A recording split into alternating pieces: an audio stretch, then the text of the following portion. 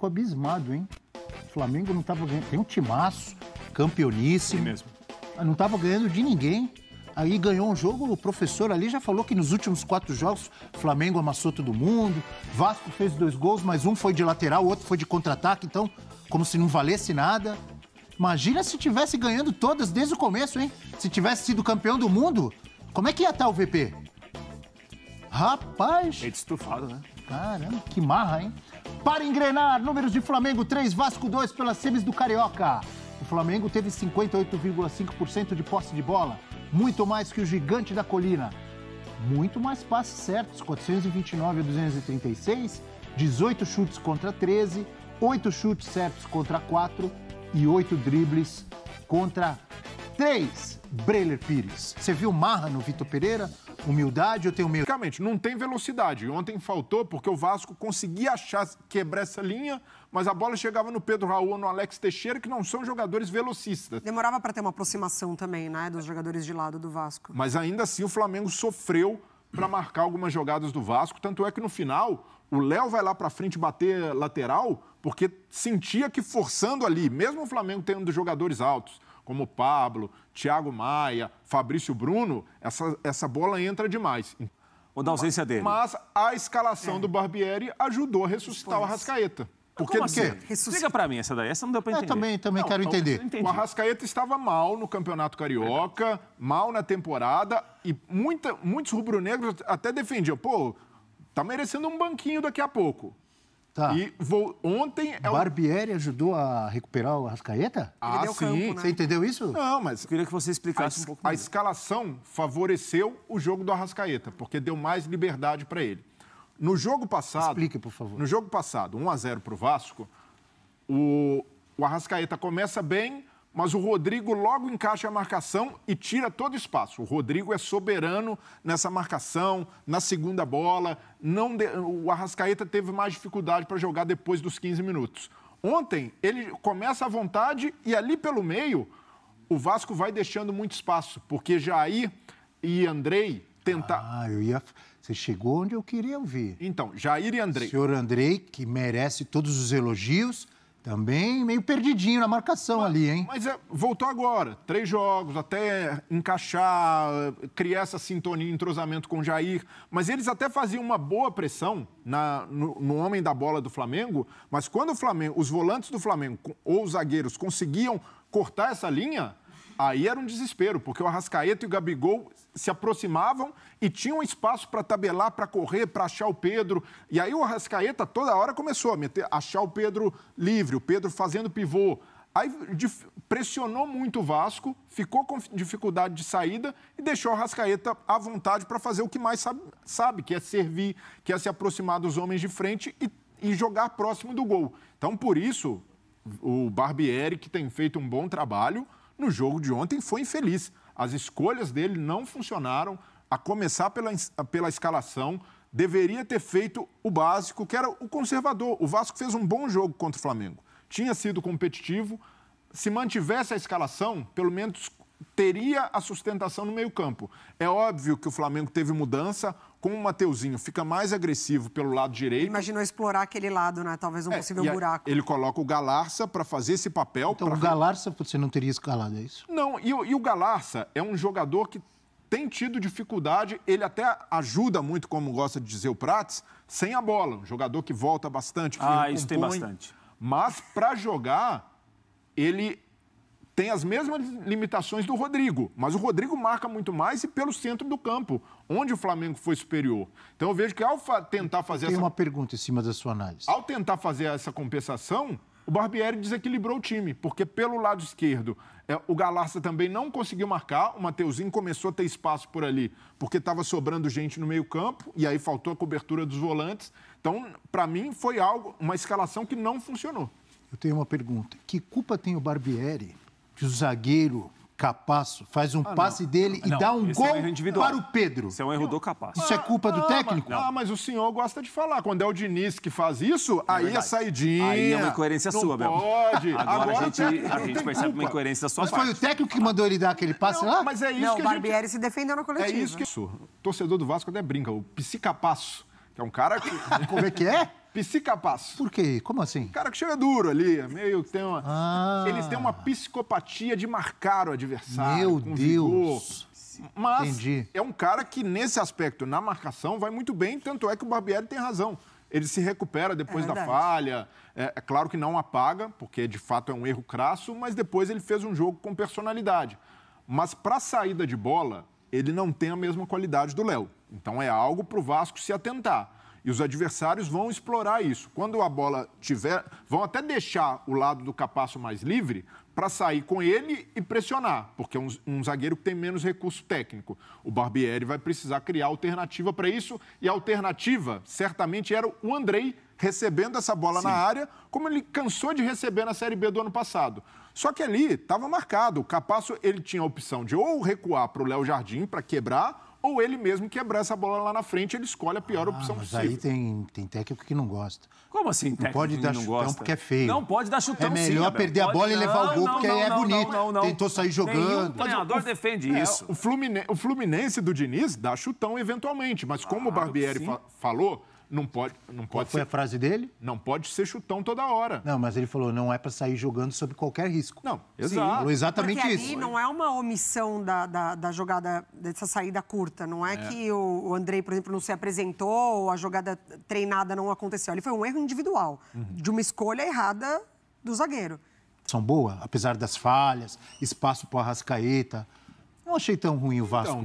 Então, Fez um bom jogo, não fez? Não, mano, competiu, o Vasco conseguiu mais uma vez colocar o Flamengo em dificuldade em algum momento, embora tivesse menos posse de bola do que está acostumado no campeonato. O Vasco tem sido mais protagonista, mas até por entender a capacidade do Flamengo, adota essa forma um pouco mais reativa, mas eu vejo que poderia ter se aproveitado mais dessa instabilidade do Flamengo, até porque o Flamengo ofereceu esses espaços. O Barbieri falou isso, até inclusive quando comentou o lance do Capasso, né? A gente viu que tinha espaço para jogar, Sim, né? Aliás, o segundo gol do Vasco, eu achei um lindo contra-ataque. Foi bonito. Assim, não. Uma linda jogada do Pedro Raul, conclusão do Alex Teixeira maravilhosa. E não concordo quando o Vitor Pereira meio que parece que quer minimizar. Sim. Fizeram um gol de contra-ataque. Alguém roubou a bola, na verdade, roubaram a bola do Flamengo, a do segundo gol do contra-ataque. Eu não lembro quem tocou a bola lá na esquerda, mas eles trocaram o passe e a bola chegou lá na esquerda. Então, foi um belo O contra-ataque. Vasco adotou esse jogo mais direto, por saber das capacidades do Flamengo, que ele desenvolve esse bom trabalho inicial, mas na abordagem do jogo ontem, para mim ele foi infeliz. Com a escalação, tirando o Rodrigo para a entrada do Galarça, que não funcionou. Tanto não funciona que no segundo tempo ele já volta com o Marlon Gomes. E o Marlon Gomes, ele coloca inicialmente para jogar do lado esquerdo, reproduzindo o que o Galarça estava fazendo. E o Marlon Gomes geralmente faz esse papel muito bem pelo lado direito. Jogador que tem essa saída boa por ali. Na temporada passada se destacou por isso. Em nenhum momento o Marlon Gomes joga pela direita. E depois, quando ele saca o Alex Teixeira, o Marlon Gomes passa a se aproximar mais. E aí, quando entra o Nenê, o Marlon Gomes volta para ser volante junto com o Figueiredo. Então, ele foi descaracterizando... Nenê apagado ontem. Não, ele foi descaracterizando o time até que fica com um a menos em campo. Porque a partir do momento que coloca o Nenê, não ganha nenhuma disputa. É um jogador, eu já tinha falado no clássico passado, para esse nível de enfrentamento, esse nível de jogo, não segura mais. O Nenê já está fazendo hora extra. De fato, foi ali um contrato que o Vasco fez, até em retribuição ao Nenê, um tributo, mas esse tipo de jogo fica evidente que o Nenê, para a Série A, para pensar ao longo da temporada, não tem mais desfigurado. Você mesmo falou, calma. Não, mas o Nenê ajuda na desconfiguração desse time. É opção do treinador, mas eu vejo que as mexidas ontem, a escalação, foram infelizes, o que não invalida o bom trabalho do Barbieri. Mas colocar o Nenê, depois do que ele já tinha apresentado no jogo, pelo que o jogo se desenhava, só para tentar explorar uma ou outra bola parada, eu vejo que não tem justificativa. Tem que compensar muita coisa para uma coisa que não vale a pena compensar. Num determinado momento, o Vasco se sentiu confortável com o empate, né? Ele tinha essa vantagem. Então, acho que diante de um time tão forte quanto o Flamengo, ele pensou ali, bom, não vou me expor tanto assim.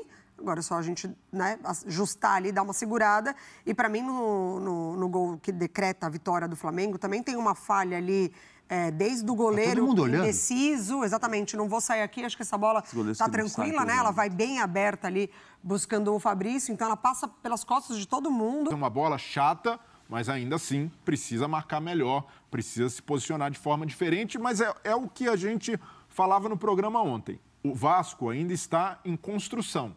O Barbieri ainda vai oscilar, o Barbieri ainda vai cometer erros. E não foi um jogo fora da média do que o Vasco vem apresentando, né? Não. Foi um jogo que caiu muito e nem subiu tanto. Mas caiu num aspecto que fazia bem, que tinha uma construção maior. O Vasco trabalhava melhor a bola e pode tentar, mesmo que não tenha mais posse de bola que o adversário, tentar explorar um pouco mais triangulação, não queimar tanto com a bola no pé. Em alguns momentos eu tenho a impressão que alguns jogadores do Vasco tentam ali já ligar, já buscar o Pedro Raul, trabalhar mais para encontrar o momento certo e mesmo diante de um adversário poderoso contra o Flamengo, é possível fazer. Mas eu acredito que o Barbieri, para o próximo jogo, talvez tenha de retomar a ideia, voltar com o Rodrigo.